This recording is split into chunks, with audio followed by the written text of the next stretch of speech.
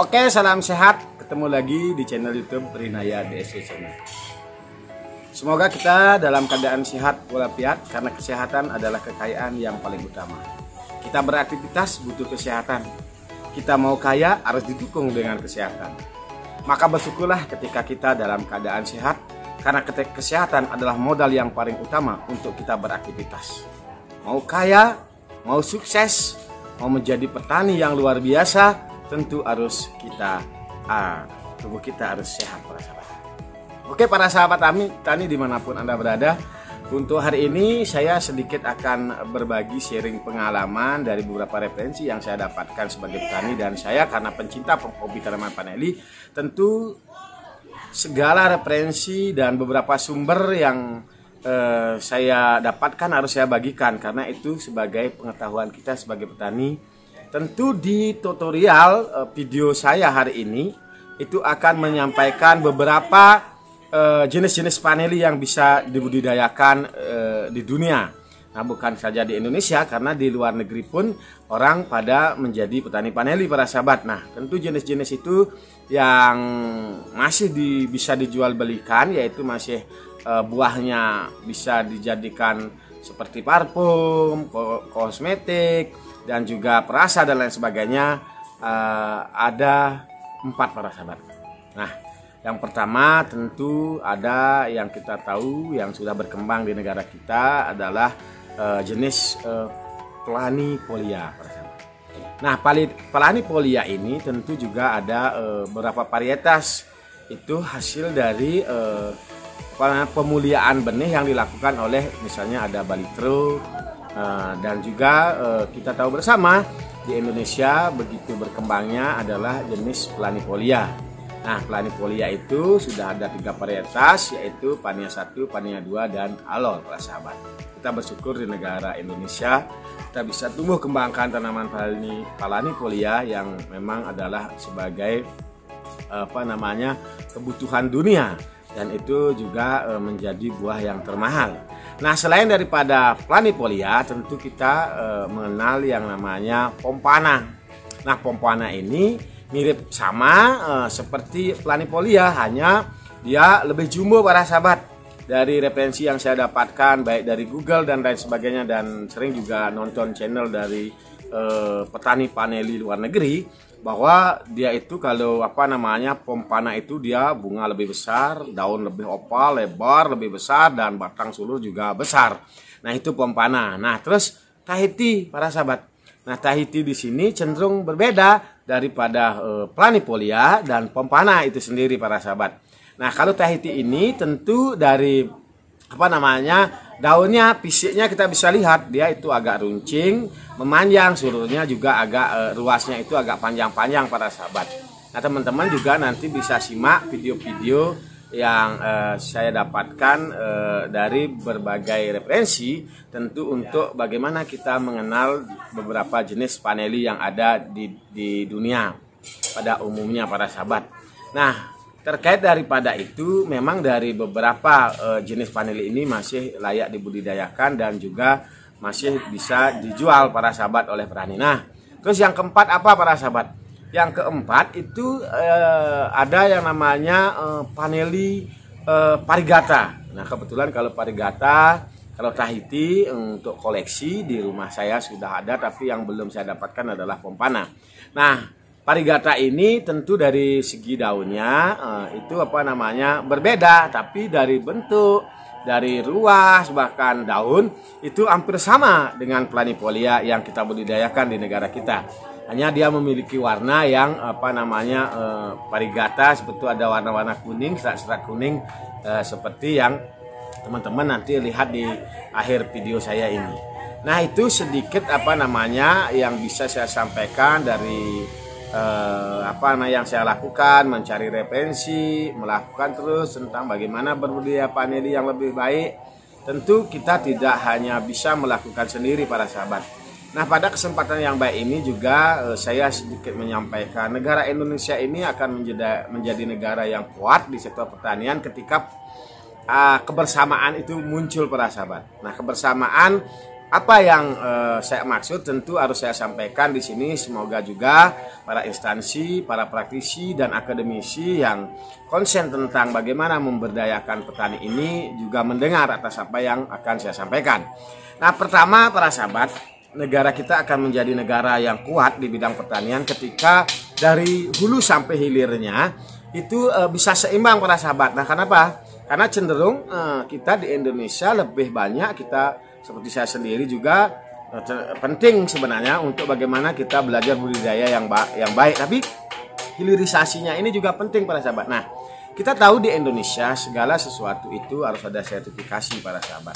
Nah, harapan saya sebagai petani ketika pemerintah mengeluarkan sertifikasi yaitu bibit dan lain sebagainya, tapi senantiasa semestinya pemerintah juga bagaimana memberikan solusi ketika hasil daripada tumbuhan yang disertifikasi yang ditanam oleh petani itu bisa terlaku jual para sahabat. Jangan hanya kita membuat sertifikasi misalnya bibit dan lain sebagainya, tapi pemerintah tidak memberi solusi akhir ketika produk yang dari bibit tersertifikasi itu ketika petaninya tidak sendiri mencari pasar, tidak ada solusinya para sahabat.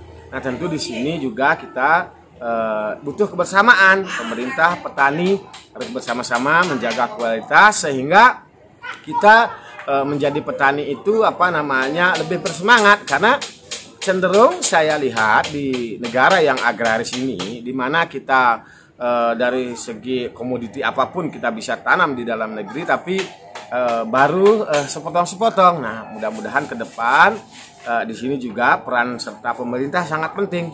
Ketika pemerintah mengeluarkan misalnya benih apapun, misalnya jenis misalnya paneli, tah komoditi yang lain, tentu diimbangi pendampingan dari hulu sampai hilir para sahabat. Karena banyak juga petani-petani yang luar biasa ilmunya, mungkin karena mereka terbatas lahan, sertifikasi tidak didapatkan sehingga penemuan mereka mati. Dan kita tahu bersama bahwa banyak penelitian hasil-hasil yang dilakukan oleh misalnya profesor dan lain sebagainya, tapi belum bisa diaplikasikan 100%. Bahkan kalau peneliti-peneliti yang ada misalnya di kementerian dan lain sebagainya, tentu itu anggarannya besar. Nah, ketika hasil penelitian dari mereka lakukan itu sehingga mereka mendapatkan sertifikat tentu harus diaplikasikan para sahabat, sehingga ilmu itu berguna para sahabat. Nah, saya sendiri selaku pecinta penghobi tanaman paneli terus akan belajar. Nah, terus akan minta bimbingan dan binaan dan pendampingan juga dari manapun itu, demi bagaimana kita menjadi petani-petani yang lebih baik, petani-petani yang menghasilkan produk yang berkualitas. Nah, pada kesempatan yang baik ini juga saya sedikit sampaikan bahwa kalau kita membuat produk yang berkualitas, tentu juga kita pun ada tantangan para sahabat. Karena kalau menurut saya pribadi bahwa produk kita harus menyesuaikan atas apa kebutuhan pasar para sahabat. Nah, kalau kita bisa membuat misalnya kalau di paneli bisa grade misalnya grade super saja kita misalnya buat. Tapi kebutuhan orang ini, buyer ini tidak seperti itu. Setelah saya melakukan sering-sering melihat perkembangan pasar, nah itu cenderung ketika kita menurut saya kualitas itu ketika kita mampu memberi kepuasan terhadap pembeli buah paneli kita para sahabat, itulah kualitas kalau kita sebagai petani. Contoh apapun itu, ketika pembeli itu puas atas produk itu, itulah kualitas daripada produk kita yang berkualitas yang kita mampu buat. Karena kalau kita bilang kualitas kita bagus tapi pembeli tidak ada, tentu juga tidak akan memberikan dampak yang signifikan bagi kita, bagi petani. Tapi bagaimana ketika kita punya kerjasama dengan pembeli atau buyer itu puas atas produk kita. Itu masalah grade itu tergantung dari kebutuhan mereka. Nah, ketika kita mampu mengisi kebutuhan mereka atas apa yang mereka inginkan sebagai produk olahan mereka, tentu kita akan menjadi kerjasama yang berkelanjutan para sahabat. Ini yang penting kita lakukan. Dan kalau kita mau membuat suatu produk berkualitas, kalau kita hanya petani kecil mungkin susah. Ini harus juga diikuti dan dibarengi oleh para pengusaha kita, yaitu eksportir. Nah, minimal untuk menekan pencurian hama kepala hitam. Tentu juga di sini saya mengharapkan bagi kalian, Bapak Ibu, siapapun di negara ini yang menjadi pengekspor paneli, mohon lebih selektif untuk membeli hasil produk yang dari buah-buah muda. Karena kalau kalian membeli produk-produk yang hasil daripada buah muda, walaupun Anda mendapatkan untung dari proses bisnis yang Anda jalani, tentu petani akan mendapatkan suatu kerugian. Kerugian yang pertama yaitu paneli di petani itu tidak aman para sahabat. Karena apa? Sudah ada yang beli buah muda sehingga cenderung orang dengan alasan untuk bagaimana produknya itu, buah panelinya itu ada yang beli karena kebutuhan, tentu dijual sehingga lama kelamaan yang rugi justru petani. Nah, kalau para sahabat, para bapak-bapak kita yang menjadi ekspor dan lain sebagainya, mau betul memang membantu kami sebagai petani untuk menjaga kualitas, tentu ketika tidak ada yang membeli buah paneli muda, tentu kita bisa tekan satu, kualitas akan lebih baik dari produk yang kita hasilkan. Yang kedua, keamanan petani untuk menjaga di kebun tidak terlalu lama, karena ketuaan daripada buah paneli hanya diketahui oleh petaninya itu sendiri. Nah teman-teman, tentu di akhir video saya ini teman-teman akan saya perlihatkan beberapa contoh paneli Pompana, paneli Tahiti, dan juga paneli Varigata. Semoga bermanfaat, dan apabila ada salah pada statement saya di pagi hari ini, mohon dikoreksi karena saya adalah orang yang tidak sempurna. Saya adalah orang yang masih terus belajar. Maka ketika saya ada kekurangan, wajiblah Anda untuk memberi dan meluruskan. Jangan Anda membuli, karena apa? Kalau Anda membuli saya, cenderung itu kurang baik para sahabat. Apa? Karena kemampuan setiap orang menerima bulian itu ada batasnya ya. Kalau dengan saya sendiri terus terang, saya akan belajar menerima bulian, karena bulian sebagai motivasi hidup saya menjadi orang yang lebih baik. Walaupun saya seorang petani, saya bangga menjadi seorang petani, karena petani adalah pekerjaan yang paling mulia. Karena dari segala hasil produk pertanian itu bisa dinikmati oleh makhluk hidup itu sendiri para sahabat. Contoh padi, misalnya ketela, dan lain sebagainya. Itu adalah sumber kehidupan yang terus harus dilakukan oleh manusia. Karena ketika tidak ada manusia yang mau menjadi petani, saya yakin dunia ini akan kiamat para sahabat. Maka perlambatlah dunia kiamat, perbanyaklah kita menekuni sektor pertanian dan menjadilah petani. Kalau kita hidup di negara agraris, jadi petani pun kita pasti makan. Tapi kalau kita hidup di negara agraris, ikut-ikutan seperti negara yang tidak agraris, tentu kita akan menjadi pasar mereka. Contoh, misalnya kita hanya bisa memproduk sesuatu yang ada di dalam negeri ini masih mentah. Nah, saya sendiri belajar bagaimana mengolah paneli ini nanti bisa menjadi turunannya, biar bisa kita nikmati di dalam negeri kita sendiri, biar kita tidak impor para sahabat. Karena dari beberapa referensi yang saya dapatkan, banyak orang luar itu belajar dari negara kita. Sehingga contoh paneli sintetis itu paling dasarnya mereka itu mempelajari kandungan apa yang ada di paneli yang original seperti ini para sahabat, sehingga mereka bisa membuat sesuatu sehingga rasanya juga mirip seperti paneli, padahal originalnya ada di negara kita, negara agraris. Cukup begitu dulu renungan berbagi saya sebagai seorang petani paneli dari Singaraja, Bali. Semoga bermanfaat. Mohon maklum kalau ada kekurangan, mungkin teman-teman merasa tersinggung atas apa yang saya sampaikan. Tentu kewajiban Anda kalau mau menjadi teman saya yang baik untuk bagaimana memperbaiki atas kekurangan saya. Salam sehat kayak luar biasa. Jangan lupa subscribe, like, dan komennya ketika video saya ini bermanfaat bagi banyak orang.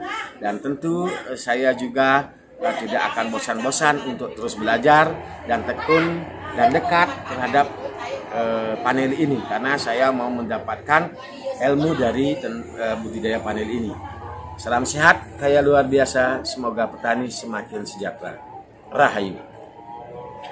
Para sahabat, ini adalah jenis paneli Pompana. Dia hampir sama dengan planifolia, hanya daunnya lebar, opal, dan bunganya juga besar-besar seperti ini teman-teman. Ini adalah Pompana. Nah teman-teman, kita juga banyak belajar dari pertanian luar negeri. Nah ini salah satu video adalah tanaman paneli Tahiti. Nah Tahiti ini memiliki perbedaan dari fisik daun daripada planifolia yang kita budidayakan di negara kita Indonesia. Teman-teman bisa lihat secara seksama, daun panjang meruncing, dan termasuk juga bunganya berbeda dengan planifolia para sahabat. Ini bisa kita lihat dari sulurnya yang agak panjang, daunnya juga memanjang, lancip. Ini teman-teman, inilah Panelli tahitiensis. Nah ini yang dibudidayakan di seluruh dunia, di luar negeri. Ini Tahiti sebenarnya ada di Papua Nugini juga ada para sahabat, termasuk juga di Papua ada yang hidup. Nah ini teman-teman, perbedaan nyata daripada planifolia, pompana, dan Tahiti. Tahiti teman-teman bisa lihat daunnya seperti ini, sulurnya juga agak memanjang dan daunnya cenderung kecil memanjang para sahabat seperti ini. Kayak taji seperti ini daunnya. Beda dengan yang kita budidayakan di Indonesia, itu daunnya hampir mirip seperti parigata, hanya tidak. Parigata hampir mirip dia seperti planifolia, hanya daun itu ada warna kuning-kuningan seperti ini teman-teman. Ini parigata yang buahnya bisa dijual para sahabat. Nah, tapi kita umumnya di Indonesia adalah menanam Panelli planifolia yang dari beberapa peneliti dan pemulia benih sudah beberapa varietas yang dikeluarkan, yaitu Pania 1, Pania 2, dan Alor.